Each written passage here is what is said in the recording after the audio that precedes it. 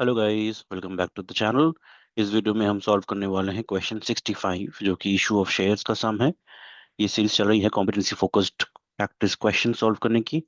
अगर previous videos miss out हो चुके हैं then do check out the channel and hit the bell icon and subscribe so that you don't miss out the future videos.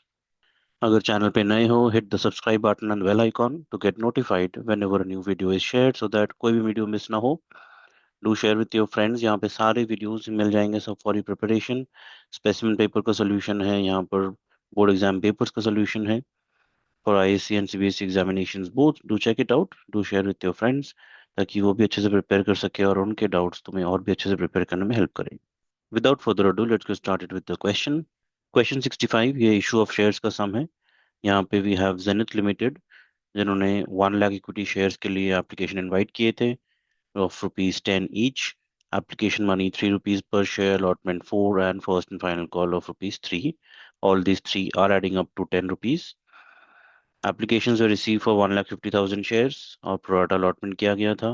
दो groups हैं यहाँ पे। 80,000 shares के applicants को 60,000 शेयर्स दिए गए थे और 70,000 शेयर एप्लीकेंट को 40,000 शेयर्स अलॉट हुए हैं। Then we have Manish to whom 2,400 shares were allotted. Then we also have Sundar who applied for 1,400 shares out of the second group. Forfeiture और issue का case भी है, इसको one by one समझ लेते हैं through the sum. Let's look at the journal entries. पहली journal entry होगी एप्लीकेशन मनी रिसीव्ड की। 1,50,000 शेयर्स के ऊपर एप्लीकेशन मनी मिले हैं एट द रेट रुपीज 3 पर शेयर।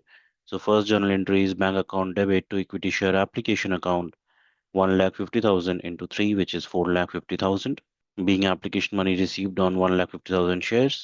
Second journal यह ट्रांसफर एंट्री होगी जहाँ पे शेयर्स अलॉट किए जा रहे हैं। Equity share application account debit 4,50,000 जो ऊपर में क्रेडिट हुआ था तो equity share capital account 3 lakhs। Share capital पे हमेशा फेस वैल्यू आता है। 1 लाख शेयर्स कंपनी ने इशू किए थे एट द रेट रुपीज 3 तो 3 lakhs। To equity share allotment account, तो जो भी एक्सेस है यहाँ पे 4,50,000 माइनस 3 लाख 1,50,000 पूरा का पूरा एक्सेस एप्लीकेशन मनी अलॉटमेंट के संग एडजस्ट किया गया है। इसलिए this is being transfer to share allotment account 1,50,000। Question में ये कहा भी गया है it was decided that, you see this line, it was decided to utilise excess application money towards allotment. इसलिए पूरा एक्सेस मनी अलॉटमेंट के संग एडजस्ट हो जा रहा है। नेक्स्ट एंट्री है equity share allotment account debit to equity share capital account. यहाँ पे अलॉटमेंट मनी को ड्यू किया जा रहा है अगेन 1 लाख शेयर पे at the rate rupees 4 which is 4 lakhs। यहाँ तक जर्नल स्ट्रेट फॉरवर्ड है, वन बाय वन एक ही सीक्वेंस में फॉलो कर रहे हैं हम। अब चले आते हैं नेक्स्ट जर्नल में। The journal entry is for receiving the allotment money. यहाँ पर we have a defaulter, Manish ने अलॉटमेंट मनी पे नहीं किया है। So bank account debit calls in arrears account debit to equity share allotment account होगा ना। Equity share allotment account पे ये ध्यान रखना, यहाँ पर हमें टोटल 4 लाख नहीं मिलेंगे क्योंकि ऑलरेडी 1.5 लाख हमें एक्सेस मिल चुका है during application. 4 lakh minus 1,50,000 2,50,000 we are expecting on allotment. Out of that we have to now subtract how much Manish did not pay. Let's go to the working notes for that. सबसे पहली चीज calculation of the amount due but not paid on allotment by Manish. Number of shares applied by Manish. Now यहाँ पे question में जो दिया हुआ है Manish to whom 2,400 shares were allotted. That means obviously then Manish ने ज़्यादा नंबर ऑफ शेयर्स के लिए अप्लाई किया था क्योंकि प्रोराटा अलॉटमेंट हुए हैं। और इसका रेशियो सिंपल से तरीके से कैलकुलेट कर सकते हो। जब देखना है मनीष कौन से ग्रुप में फॉल करता है, यहाँ पर 80,000 शेयर्स वाले ग्रुप में फॉल करता है वो। यहाँ पे 80,000 शेयर्स एप्लीकेंट्स को 60,000 शेयर्स दिए गए थे। तो सिंपल हमें करना है 80,000 बाई 60,000 इंटू 2,400 जितने शेयर्स मिले हैं और आंसर इज 3,200 शेयर्स। सिंपल सा लॉजिक यहाँ पे यूज करना। 2,400 शेयर्स अलॉट हुए हैं that means definitely he has applied for more number of shares. Numerator में बड़ा नंबर होगा और डिनोमिनेटर में छोटा। अगर यही अगर क्वेश्चन में उल्टा दे देता, अगर दिया रहता है कि 3,200 शेयर्स के लिए मनीष ने अप्लाई किए हैं तो हमें ढूंढना होता कितने शेयर उसको अलॉट हुए हैं। तब हमें करना होता 3,200 into 60,000 by 80,000। That would have given us 2,400। सो यहाँ से मिल जाता number of share allotted. Simple से यूनिटरी मेथड यूज करना है यहाँ पे। नेक्स्ट पार्ट में चले आते हैं। Application money received on shares applied. So इसने मनीष ने जब अप्लाई किए थे 3,200 शेयर्स के लिए एट द रेट रुपीज 3 उसने एप्लीकेशन मनी पे किए थे which is 9,600। Less application money due on allotted shares. तो जितने शेयर्स उसको अलॉट हुए 2400, उस पे उसका एप्लीकेशन मनी कितना है 7200, जो उसको देने ही है। सो डिफरेंस करके दोनों का आएगा 2400, which is nothing but the excess application money जो अलॉटमेंट के साथ एडजस्ट होगा। अब चले आते हैं अलॉटमेंट के पार्ट में। अलॉटमेंट पे 4 रुपए के हिसाब से 2400 शेयर पे उसके बनते हैं 9600, जिसमें से 2400 रुपये माइनस हो जाएंगे, जो कि उसका एक्सेस एप्लीकेशन मनी है। बचा 7200। This is the amount which he was suppose to pay on allotment, which he did not pay. ये उसने पे नहीं किए हैं। यही अमाउंट बैठ जाएगा कॉल्स इन अरियर्स में, 7200। और बैंक अकाउंट में हो जाएगा 2,50,000 minus 7200, which is 2,42,800। So this entry is complete. Now question में कहा गया है दैट इमीडिएटली आफ्टर अलॉटमेंट ही शेयर्स वेर फॉरफिटेड।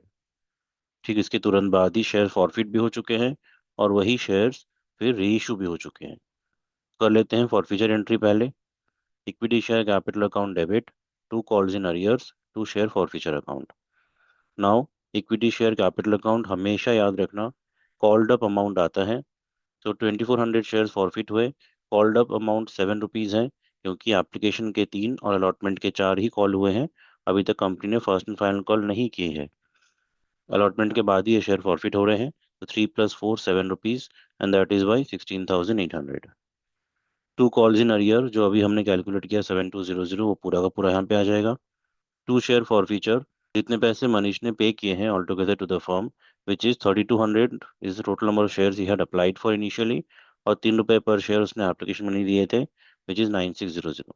ये टोटल कंपनी ने फॉरफिट कर लिया है। सो 9600 is the amount for share forfeiture account. So share forfeiture का एंट्री यहाँ पे हो गया है। अब चले आते हैं नेक्स्ट एंट्री में, विच इज द री इशू एंट्री। क्वेश्चन में साफ साफ बोल दिया गया है दैट दी शेयर्स आर री इशूड एट ₹6 पर share and ₹7 paid up. 7 paid up का सिंपल लॉजिक है, क्योंकि फर्स्ट एंड फाइनल कॉल अभी तक बाकी है, ₹3 पर share.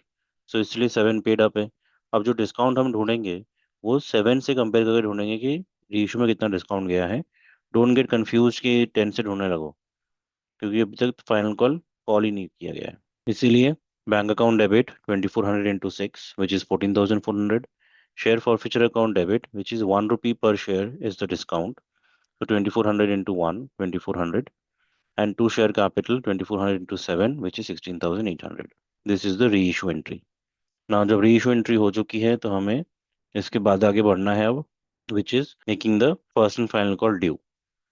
While making equity share first and final call amount due, यहाँ पर जो ड्यू अमाउंट होगा वो टोटल नंबर ऑफ शेयर्स पे ही होगा, विच इज़ 1 लाख शेयर, क्योंकि जो शेयर फॉरफिट हुए थे वो रीइशू भी हो चुके हैं। इसलिए company first and final call total number of shares पे ही ड्यू करेगी, which is 1 lakh into 3 rupees पर share, which is 3 lakh rupees. Now receiving the first and final call money, यहाँ पर we have a defaulter again, which is Sundar. He had applied for 1400 shares, and he belongs to the second group who applied for 70,000 shares and were allotted 40,000 shares. He did not pay the first and final call money. So चले आते हैं workings में। Number 3, सुंदर applied for 1400 shares, जो कि question में दिया हुआ है। He had applied for 1400 shares. How many shares were allotted to him? वही लॉजिक जो मैंने समझाया था। So he belongs to the second group. 1400 into 40,000 by 70,000 होगा। यहाँ पे छोटा नंबर न्यूमरेटर में रहेगा, because number of shares allotted to him will be lesser. That gives us 800 shares had been allotted to him. तो इन सिंपल लैंग्वेज, अब simply we can calculate how many shares, how much money he did not pay on first and final call. Now simply we can calculate how much money he did not pay on first and final call, which is 800 into 3 rupees per share, 2400. And that becomes our calls in arrear amount for first and final call. So bank account debit, this will be 3 lakh minus 2400, which is 2,97,600. Calls in arrears account debit 2400 to equity share first and final call 3 lakh. तो ये हो गया हमारा calls in arrear का receipt entry. Now we move on to again the shares being forfeited. ये shares first and final call के बाद forfeit हो जा रहे हैं। Equity share capital account debit. Now सारे call हो चुके हैं, so इसलिए 800 into 10 रुपीज़ हो जाएगा। All the calls are made 8,000. To calls in arrear अभी हमने कैलकुलेट किया 2400। टू शेयर फॉरफीचर अकाउंट, उसने फाइनल कॉल के अलावा सब कुछ पे कर दिया है। That means 800 into 7, which is 5600। Forfeiture हो चुका है, reissue entry to this 800 shares, 600 shares were reissued at rupees 11 per share. So bank account debit 600 into 11, which is 6600. To equity share capital, always face value 600 into 10, 6000. To securities premium account 600 into 1, 600. The reissue entry is done. Reissue में in this case premium है, कोई discount नहीं है.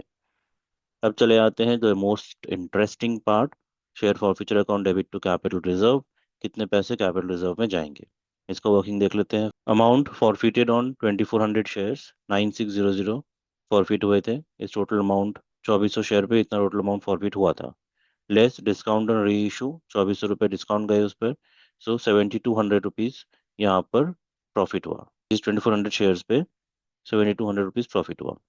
Second part, forfeited on 800 shares 5600, लेकिन इस पे 600 share ही री issue हुए हैं, तो हमें चाहिए amount forfeited on 600 shares, again using unitary method, that gives you 4200।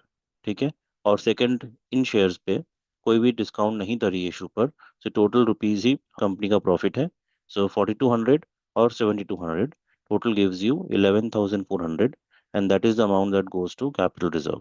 Share forfeiture account debit to capital reserve 11,400. All the journals are done. This is what has been asked in the question. Hope this was helpful. अगर कोई भी doubts रहते हैं फिर भी do let me know in the comments box below, I will help you out. Do share with your friends ताकि उनके doubts भी हमें प्रिपेयर करने में और भी अच्छे से हेल्प करे, वो भी अच्छे से प्रिपेयर कर पाए एंड अपकमिंग एग्जाम्स के लिए फुल तैयारी हो सके। कोई भी डाउट्स रहते हैं do let me know in the comments box below. Stay connected, ऐसे और भी वीडियोस आने वाले हैं इस चैनल पे one by one for your complete preparation. Thanks for watching.